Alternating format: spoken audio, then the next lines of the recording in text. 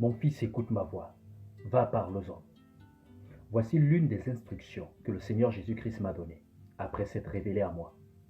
Dire aux hommes tout ce qu'il me charge de les transmettre, pour qu'ils reviennent à lui et se préparent pour son retour. Ma rencontre avec le Seigneur. Nous sommes le 6 septembre 1998. Il est 21 heures, lorsque je suis allongé sur mon lit. Une force étrange me saisit. Impossible pour moi de bouger. Je commence à transpirer, mon cœur s'affole. Je vois ma vie défiler et les larmes commencent à couler de mes yeux. Je réalise que je suis en train de mourir. C'est alors que je vais commencer à me repentir de tous mes péchés. Soudain, les yeux de mon esprit s'ouvrent et je vois apparaître dans un coin du plafond de ma chambre une lumière qui scintille. Au fur et à mesure qu'elle scintille, elle grandit et envahit toute la chambre. C'est alors que la force qui m'immobilisait sur le lit va m'emporter en un clin d'œil dans un lieu désert. Le vent souffle et je me déplace en un clin d'œil, à la vitesse de l'éclair, toujours animé par cette force étrange. Je pouvais voir à des kilomètres à la ronde, sans me retourner ni à gauche ni à droite. C'est comme si j'avais des yeux autour de la tête. Il me suffisait de penser à un lieu, et subitement je me retrouvais à cet endroit.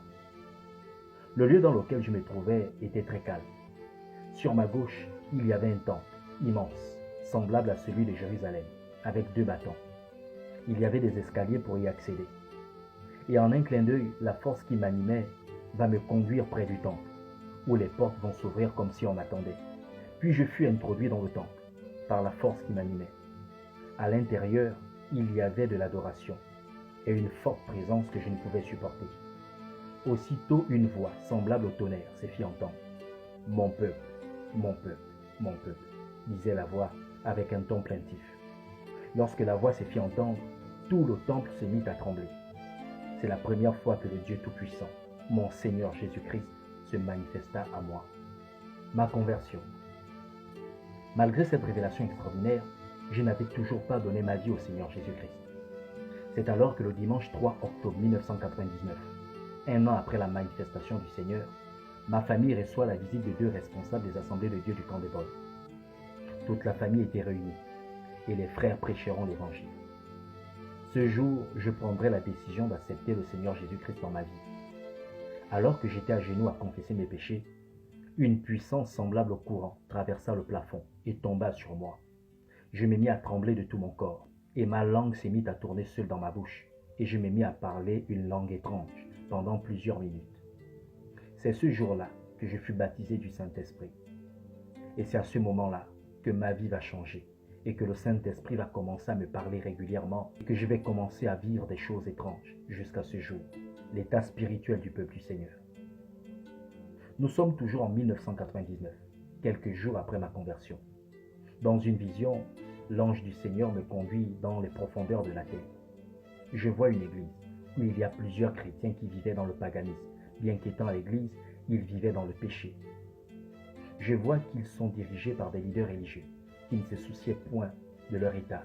Et le Seigneur m'ordonne de les avertir, afin de les détourner de leur mauvaise voie et les ramener à lui, dans son admirable lumière. Un peu plus tard, je recevrai d'autres révélations, où je verrai des églises en or, avec des cadavres à l'intérieur. Dieu me parle. Nous sommes le 22 avril 2000. Au milieu de la nuit, j'entends une voix semblable au tonnerre. Voici, je reviens bientôt. Mets-toi dans la prière, garde-toi de nourriture, médite sur moi, éloigne-toi des enfants pervers. Le 8 mars de la même année, le Seigneur me dit, dis-leur que j'agirai dans leur vie, s'ils s'approchent de moi par une repentance, une conversion sincère. Le 23 avril 2000, il me dit encore, mon fils, écoute ma voix, va, parle aux hommes. Voici toutes les prophéties que j'ai annoncées s'accompliront maintenant. Un peu plus tard, le Seigneur ajoutera encore, combien de fois dois-je te rappeler que lorsque tu vois, tu dois parler. Lorsque tu vois, tu dois avertir. C'est moi qui t'ai appelé. C'est moi qui t'ai établi. C'est moi qui confirme mon œuvre dans ta vie aux yeux des hommes. Parle, j'agirai à tes côtés. Il me dit encore, lorsque tu auras annoncé les paroles du Seigneur, que l'on te croit ou que l'on ne te croit pas, que l'on t'écoute ou que l'on ne t'écoute pas, ne regarde pas cela, mais continue à annoncer jusqu'à ce qu'elle s'accomplisse. Et tous sauront que la science est l'accomplissement de la parole de Dieu. Voici le témoignage de ma rencontre avec le Seigneur. Le reste, je me garde d'en parler. Longtemps j'ai vécu dans la désobéissance, mais maintenant, j'ai décidé d'obéir et de dire aux hommes tout ce que le Seigneur Jésus-Christ, par son esprit, me charge de leur transmettre de sa part pour leur salut.